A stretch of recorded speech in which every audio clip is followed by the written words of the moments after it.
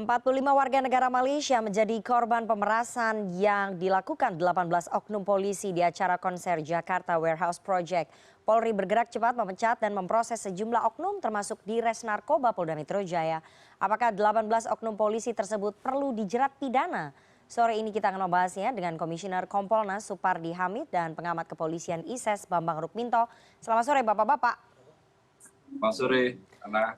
Saya mau ke Pak Supardi terlebih dahulu ya. Pak Supardi, ada 18 polisi yang diduga melakukan pemerasan terhadap 45 warga negara Malaysia dalam acara konser DWP. Apakah Kompolnas menilai bahwa mereka perlu diproses secara pidana, tidak cukup dengan sidang etik atau PTDH ini, Pak Supardi? Oh, sudah pasti.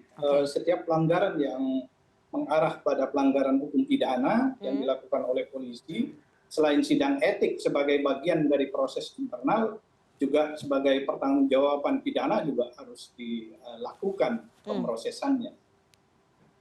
Baik, Oke, silakan Pak.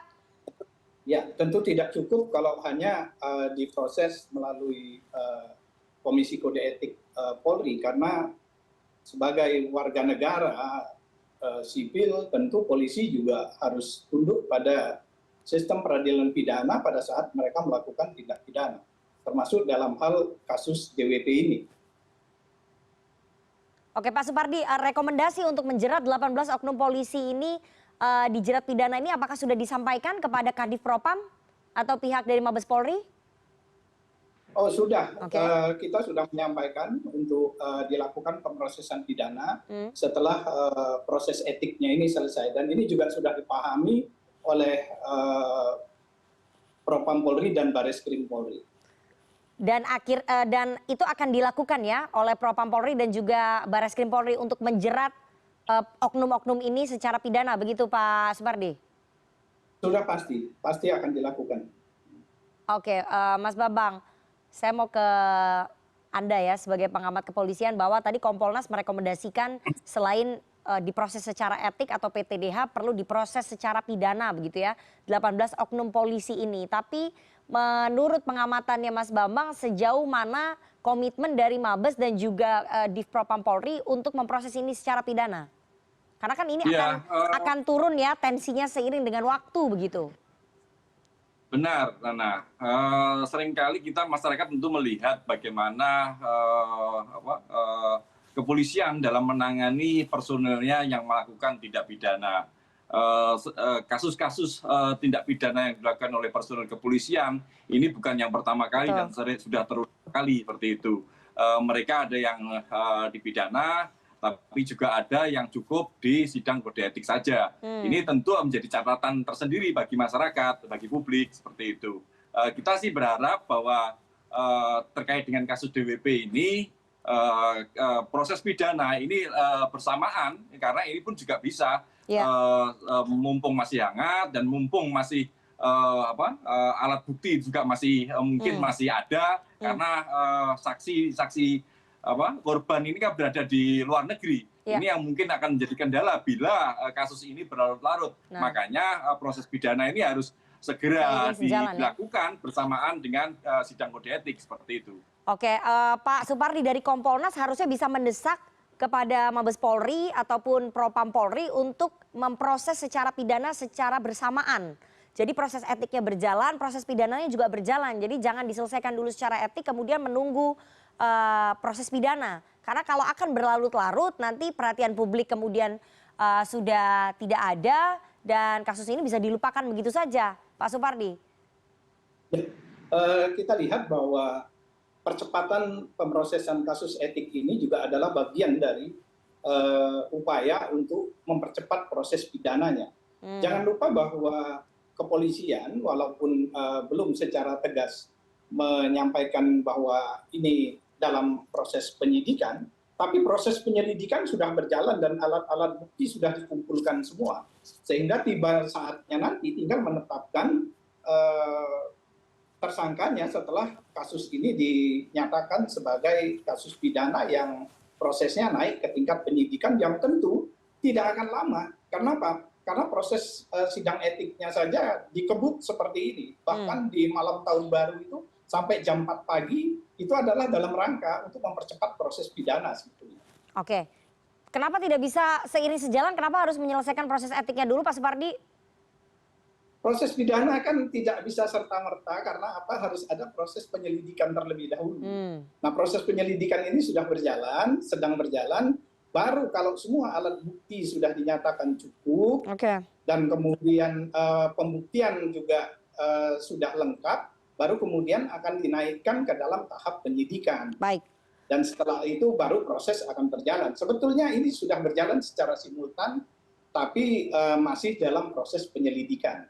Baik, Pak Supardi, apakah yang terlibat hanya 18 oknum polisi ini saja atau terbuka peluang melibatkan oknum-oknum lainnya dari hasil penyelidikan ataupun investigasi Kompolnas?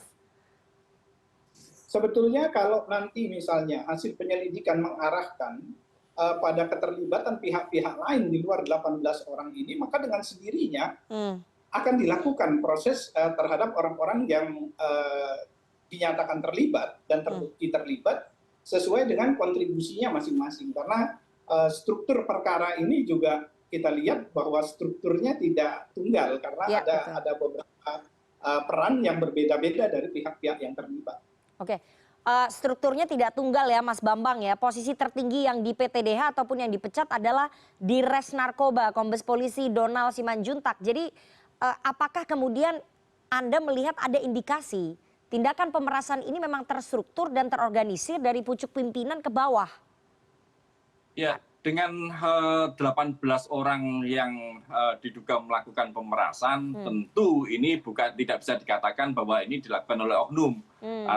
Ada perencanaan dalam sebuah operasi yang harus dilalui oleh satuan dan kepala satuan masing-masing seperti itu. Dan kita tidak bisa mengatakan bahwa ini oknum, tapi ini sudah kelompok, bahkan saya mengatakan ini gerombolan gitu loh, yang sudah merencanakan sejak awal bagaimana uang pemerasan itu dibawa kemana, terus tekniknya seperti apa. Jadi kita tidak bisa melihat satu persatu, makanya kasus ini sangat serius dan benar-benar mencemarkan, menampar wajah Polri dan mempermalukan wajah bangsa kita gitu. Makanya kalau kepolisian tidak serius dengan melakukan proses pidana, tentu ini akan semakin mencoreng wajah kita sebagai bangsa, bahkan sebagai pemilik dari Polri seperti itu. Makanya proses pidana itu ya harapannya segera dilakukan, karena kalau kita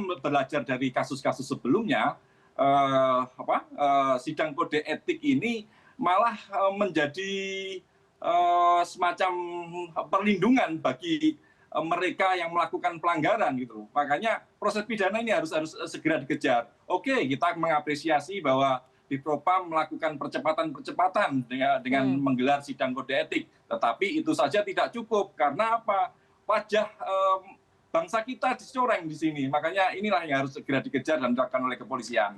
Oke, Mas Bambang, tapi Anda melihat ini terorganisir ya oleh sekelompok gerombolan ataupun kelompok ini? Tidak mungkin tidak terorganisir, karena ada proses pemeriksaan urin yang itu juga harus menggunakan peralatan, kemudian ada peran masing-masing dari level bawah, menengah, bahkan sampai, jadi tidak mungkin ini dilakukan secara spontan, tapi tentu direncanakan gitu. Makanya memang ini sangat menyedihkan gitu. Makanya kalau tidak segera dilakukan tindakan yang cepat, tadi sekedar proses sidang kode etik, ini tetap akan menjadi catatan buruk bagi kepolisian kita. Makanya proses pidana itu harus segera dilakukan sesegera mungkin. Oke, Pak Supardi, bahwa ini perencanaannya dilakukan oleh kelompok ataupun gerombolan, bukan hanya oknum, dan sangat terorganisir. Bahkan para pelaku sudah menyiapkan rekening khusus untuk mewadahi uang hasil pemerasan itu. Nah, ini dari Kompolnas melihat bahwa memang perilaku-perilaku ini, praktik-praktik ini sudah biasa dilakukan oleh oknum-oknum di internal kepolisian? Kita tidak melihat ini sebagai sebuah kebiasaan. Tapi yang jelas dalam kasus DWP ini ada abuse of power yang dilakukan secara berkelompok, Dan ini yang disebut oleh Pak Bambang tadi, ya bisa kita sebut sebagai gerombolan gitu ya, bahwa ada upaya-upaya yang dilakukan untuk menguntungkan kelompok gitu, dengan memanfaatkan kekuasaan, sehingga kita sebut ini bagian dari abuse of power yang dilakukan oleh sekelompok orang di dalam organisasi kepolisian. Pak Supardi, dari Kompolnas melihat ini peristiwa pertama atau sebelumnya sudah mendengar peristiwa-peristiwa seperti ini?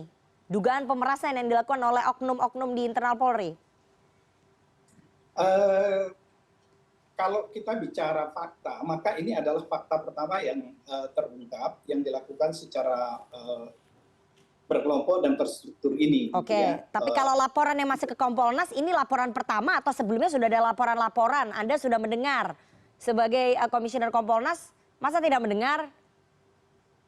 Kita belum pernah mendapatkan laporan tentang kasus semacam ini baru pertama kali. Tapi bahwa ada isu gitu ya, tentu kita mendengar isu semacam ini. Tapi kan isu semacam ini berimplikasi hukum, maka harus dibuktikan secara hukum juga. Fakta-faktanya harus jelas juga. Oke, ya. Kalau Kompolnas sudah mendengar isu-isu Oleh karena itu kita semacam mendorong kasus ini sebagai... Ya Pak Supardi, Jadi kasus semacam ini kita tidak melihat sebagai kasus tunggal. Kita ingin melihat kasus ini adalah bagian dari untuk membuka lebih jauh lagi kalau memang ada potensi-potensi pelanggaran-pelanggaran atau abuse of power kelompok semacam ini. baik, baik. Pak Supardi, kalau memang Kompolnas sudah mendengar isu ini sebelumnya, meskipun tidak ada fakta yang terbuka, tapi kenapa tidak ditelusuri ya? Baru muncul setelah viral, dan itu viralnya juga dari warga negara asing begitu, baru kemudian Kompolnas bergerak. Kalau bahwa dalam kasus-kasus DWP seperti ini, Kompolnas belum pernah mendengar. Kalau dalam kasus ini ya, kasus semacam ini. Tapi pada banyak kasus yang lain, isu-isu ini beredar banyak, gitu ya. Tapi bukan dalam kasus semacam ini. Kalau kasus semacam ini kita baru mendapatkan ini. Kebetulan kita juga di Kompolnas kan baru bertugas kurang lebih 2 bulan. Jadi apakah Kompolnas sebelumnya sudah memahami dan mendapatkan isu ini, kita tidak paham. Baik, saya mau ke Mas Bambang ya. Mas Bambang, Anda meyakini ini bukan peristiwa pertama yang terjadi ya, bukan tindakan pemerasan pertama yang dilakukan oleh oknum-oknum ini? Ya, saya meyakini seperti itu. Dan terkait dengan kasus DWP ini mungkin yang seperti yang disampaikan Pak Supardi tadi, ini yang pertama terungkap, mencuat lah. Tapi yang ada di lapangan ini sangat banyak. Modusnya tentu berbeda seperti itu, tapi motifnya sama, untuk mengumpulkan untuk kepentingan kelompok atau kepentingan personal seperti itu. Dan bukan hanya di kasus narkoba saja ya, di satuan-satuan lain, krim terkait dengan judi online, hal-hal seperti ini juga dilakukan gitu. Damai diam-diam itu sudah menjadi rahasia umum gitu loh, terkait dengan kinerja kepolisian gitu loh. Makanya memang ini kita bersyukur lah ada yang berani speak up dari luar meskipun dari warga negara asing. Tapi kalau benar-benar serius, ini harus menjadi bahan evaluasi bagi kepolisian bahwa hal ini ada gitu dan ini nyata gitu. Problemnya memang lagi-lagi kontrol dan pengawasan kepada kepolisian ini masih sangat lemah. Pak Pardi dan kawan-kawan di Kompolnas itu tidak memiliki kewenangan yang dalam untuk mengawasi seperti itu. Makanya negara lah yang harus tampil untuk mengawasi kepolisian. Kalau tidak, ya kepolisian akan seperti ini terus gitu. Apalagi kalau kepemimpinan kepolisian, leadership-nya tidak konsisten dalam melakukan penegakan aturan di internalnya sendiri seperti itu. Oke, Pak Supardi, artinya kalau menurut Mas Bambang ini sebetulnya bukan kejadian pertama dan bukan hanya terjadi di Direktorat Reserse Narkoba, tapi di direktorat lain mungkin saja terjadi. Tapi yang mencuat baru yang sekarang ini. Bagaimana Kompolnas meresponnya? Kemungkinan itu bisa saja terjadi sepanjang memang dilakukan pendalaman. Nah, persoalannya seperti Pak Bambang sampaikan tadi, kalau kami di Kompolnas, kami memiliki kewenangan yang terbatas dan tidak sampai kepada hal-hal seperti itu. Kami berharap penguatan lembaga-lembaga eksternal untuk mengawasi kepolisian ini harus menjadi semangat kita bersama, sehingga kemudian menjadi alat kontrol yang efektif untuk memastikan perilaku anggota kepolisian tidak melakukan penyimpangan semacam ini. Karena apa? Saya percaya kalau kita membangun sistem pengawasan yang baik, maka mekanisme pengawasan itu berjalan, dengan sendirinya pelanggaran-pelanggaran, penyimpangan-penyimpangan seperti ini bisa ditekan. Kalau kita bersandar misalnya pada integritas, kemudian pada pengawasan internal saja, peluang-peluang penyimpangan-penyimpangan semacam ini tidak bisa kita pastikan tidak ada. Oke. Setuju, Pak Menteri. Bahkan gini Nana, kalau kita melihat profil dari Dir Narkoba, ini dulu juga sebelumnya ada di Propam gitu. Jadi kalau berharap pada internal kepolisian, agak berat. ya berat sekali gitu. Karena ya jeruk makan jeruk, tidak mungkin jeruk makan jeruk seperti itu. Jadi kira-kira apa untuk mencegah perilaku-perilaku semacam ini dilakukan oleh oknum-oknum di kepolisian, apa langkahnya untuk memperketat pengawasan? Karena kalau mengharapkan Propam, tadi menurut Mas Bambang agak pesimis begitu ya, karena jeruk makan jeruk begitu. Kompolnas juga tidak punya kewenangan yang kuat. Jadi apa nih yang bisa mengawasi agar perilaku-perilaku seperti ini tidak dilakukan? Harapan kita sih kepemimpinan Polri ya, Kapolri benar-benar konsisten dalam melakukan penegakan aturan. Kalau kepolisian kita ini berada di ranah sipil dan tunduk pada hukum pidana, peradilan pidana, tentu ini harus segera dikejar ke arah sana. Kalau tidak tegas seperti itu, ini nanti akan berulang lagi. Definisi pemerasan itu masuk wilayah mana? Itu yang harus dipegang oleh kepolisian. Kalau pemerasan, abuse of power, kemudian tindak pidana pungli misalnya, ini bukan dibaca Polri bukan dalam ranah pidana, tentu cukup melakukan sidang kode etik saja, tidak membawa ini ke ranah pidana. Makanya ini yang harus kita dorong dan harus konsisten untuk segera membawa mereka yang semua yang melanggar pidana itu, personel yang melanggar pidana itu ke arah proses pidana seperti itu. Karena kalau tidak, ini tidak akan membuat efek jera bagi personil yang lainnya dan akan meruntuhkan spirit kawan-kawan kepolisian yang masih memiliki integritas dan profesionalisme seperti itu. Oke, baik. Kalau dari Kompolnas apa sarannya untuk memperketat pengawasan, Pak Supardi?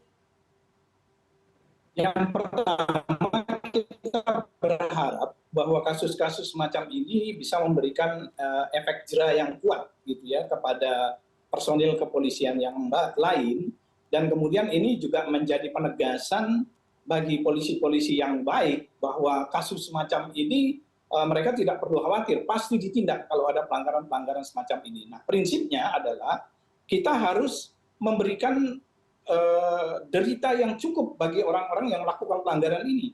Tidak hanya misalnya dengan sidang kode etik, tapi juga dengan pidana yang sesuai ketentuan pidana, seperti apa mereka harus dihukum, itu harus dipastikan. Kemudian prosesnya harus dilakukan dengan segera. Tidak boleh berlambat-lambat sehingga kemudian terjadi penurunan tensi-atensi dari publik dan semangat untuk mengatasi kasus-kasus semacam ini. Dan kepastian harus diberikan, karena bagi anggota polisi yang baik-baik, kalau kemudian ada kepastian bahwa siapapun yang melanggar akan ditindak, maka semangat mereka untuk menjadi polisi yang baik itu akan tetap terjaga moralitasnya. Jadi ini adalah bagian dari penegasan moralitas bahwa di kepolisian itu perilaku menyimpang adalah perilaku yang tidak ditolerir. Oke, baik. Kita berharap ada solusi ya untuk memperketat pengawasan terhadap oknum-oknum kepolisian supaya peristiwa seperti ini, peristiwa yang dilakukan oleh oknum-oknum kepolisian memeras warga negara asing ataupun memeras untuk mendapatkan keuntungan pribadi, ini tidak terjadi lagi di masa yang akan datang. Kita tunggu apa pengawasan ketatnya ini akan seperti apa. Kita tunggu saja nanti. Terima kasih dua orang narasumber yang sudah bergabung pada sore hari ini. Ada pengamat kepolisian ISES Mas Bambang Rukminto dan juga Komisioner Kompolnas Mas Supardi Hamid. Sehat selalu Bapak-bapak.